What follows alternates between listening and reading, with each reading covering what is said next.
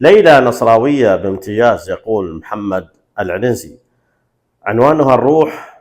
ومن أين أتت؟ أتت بعد عودة الأستاذ أحمد الغامدي إلى مكانه الطبيعي، وقلنا إبعاد أحمد الغامدي كان خطأ كبير. تابعوا معنا. ليلة نصراوية بامتياز، عنوانها الروح. الروح من وين جت؟ جت من عودة الأستاذ أحمد الغامدي لمكانه الطبيعي. لما تكلمنا سابقا وقلنا إبعاد أحمد الغامدي كان خطأ كبير. أحمد الغامدي اللي كان قريب من اللعيبة، قريب من النادي، يعرف كل التفاصيل الصغيرة والكبيرة وتفاصيل التفاصيل، وأيضا عمله تراكمي سنوات طويلة، وهو عايش في النادي ويعرف كل الأمور وواقف على كل الأمور. أيضا كان نجم في فترة التعاقدات الصيفية، فجأة يبعد.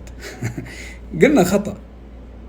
الأمير خالد بن فهد قال خطأ، ورغم ذلك ما في. هل هذا الإجراء بإبعاد الكابتن أحمد الغامدي لمصلحة النصر بعد عمل دؤوب وتراكمي من الأستاذ أحمد الغامدي الذي ينصب في مصلحة النصر؟ أبدا. لازم يسأل من ساهم في إبعاد الكابتن الأستاذ أحمد الغامدي إنه ليه هذا الإجراء. يعني أنت تيجي وتبعده في عمل ناجح وعمل تراكمي؟ هل من قام بهذا الإجراء يبغى الخير لنادي النصر؟ أنا ما أدري. إذا يبغى الخير لنادي النصر عليه مراجعة حساباته، ويعرف أنه في بعض الخطوات كارثة. يعني أنا أشوف أن بعض القرارات التي تتخذ يجب أن تكون بعد دراسة، بعد مساحة من العمل. تجي لأحد ناجح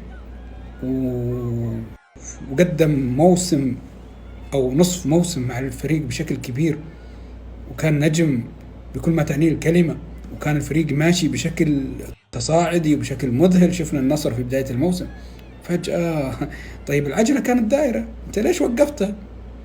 لمصلحة من وقفتها؟ أنا ولا ما أنت شايف، ولا غشيم، ولا إيش؟